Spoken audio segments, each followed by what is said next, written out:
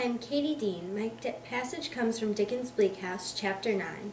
In this passage, Ada, Richard, Mr. Jarndyce, and Esther have been anxiously awaiting the arrival of Mr. Boythorn. He arrives late and explains that a man gave him bad directions. The group sits down for dinner.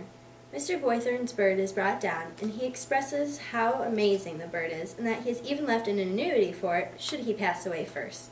This scene is important because it introduces Mr. Boythorn and shows another dispute that Sir Leicester Dedlock is involved in. "By my soul, Jarndyce," he said, looking very gently, holding up a piece of bread to the canary to peck at, "if I were in your place, I'd seize every master and chancellor by the throat tomorrow morning and shake him until his money rolled out of his pockets and his bones rattled in his skin. I would have a settlement out of somebody by fair means or by foul, if you would empower me to do it. I would do it for you with the greatest satisfaction." All this time the very small canary was eating out of his hand. "I thank you, Lawrence, but the suit is hardly at such a point at present," returned Mr. Jarndyce, laughing. That it would greatly advance even by the legal process of shaking the bench and the whole bar." "There never was such an infernal cauldron as that Chancery in the face of the earth," said Mr. Boythorn. "Nothing but a mind below it on a busy day in term time, with all its records, rules, and precedents collected in it, and every functionary belonging to it also, high and low, upward and downward, from its son the Accountant General to its father the Devil, and the whole blown to atoms with 10,000 hundredweight of gunpowder would form it in the least." It was impossible not to laugh at the energetic gravity with which he recommended this strong measure of reform. When we left, he threw up his head and shook his broad chest, and again the whole country seemed to echo to his "ha ha ha."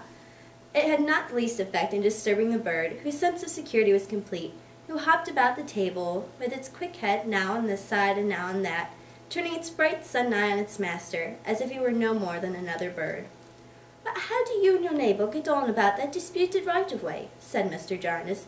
"You are not free from the toils of the law yourself." "The fellow's brought actions against me for trespass, and I've brought actions against him for trespass," returned Mr. Boythorn. "By heaven, he's the proudest man breathing. It's more possible that his name can be Sir Leicester. It must be Sir Lucifer." "Complimentary to our distant relation," said my guardian laughingly to Ada and Richard.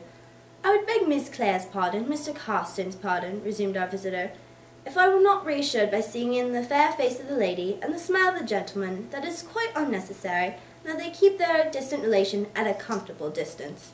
"Or he keeps us," suggested Richard. "By my soul!" exclaimed Mr. Boythorn, suddenly firing another volley. "That fellow is, and his father was, and his grandfather was, the most stiff-necked, arrogant, imbecile, pig-headed numbskull ever, by some inexplicable mistake of nature, born in any station of life but a walking-stick's. The whole of that family are the most solemnly conceited and consummate blockheads. But it's no matter. He should not shut up my path if he were 50 baronets melted into one, and living in 100 Chesney Wolds, one within another, like the ivory bullets in a Chinese carving. The fellow by his agent or secretary or somebody writes to me, 'Sir Leicester Dedlock, Baronet, presents his compliments to Mr. Lawrence Boythorn, and has to call his attention to the fact that the green pathway by the old parsonage house is now the property of Mr. Lawrence Boythorn, is Sir Leicester's right-of-way, being in fact a portion of the park of Chesney Wold, and that Sir Leicester finds it convenient to close up the same.' I write to the fellow, 'Mr. Lawrence Boythorn presents his compliments to Sir Leicester Dedlock, Baronet,' and has to call his attention to the fact that he totally denies the whole of Sir Leicester Dedlock's position on every possible subject, and has to add, in reference to closing up the pathway, that he will be glad to see the man who may undertake to do it. The fellow sends a most abandoned villain with one eye to construct a gateway. I play upon that excruciable scoundrel with a fire engine until the breath is nearly driven out of his body. The fellow erects a gate in the night. I chop it down and burn it in the morning. He sends his myrmidons to climb over the fence and pass and repass.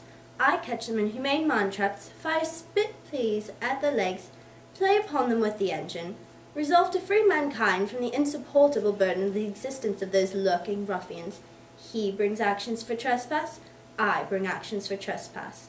He brings actions for assault and battery, I defend them and to continue to assault and batter. Ah ha ha ha!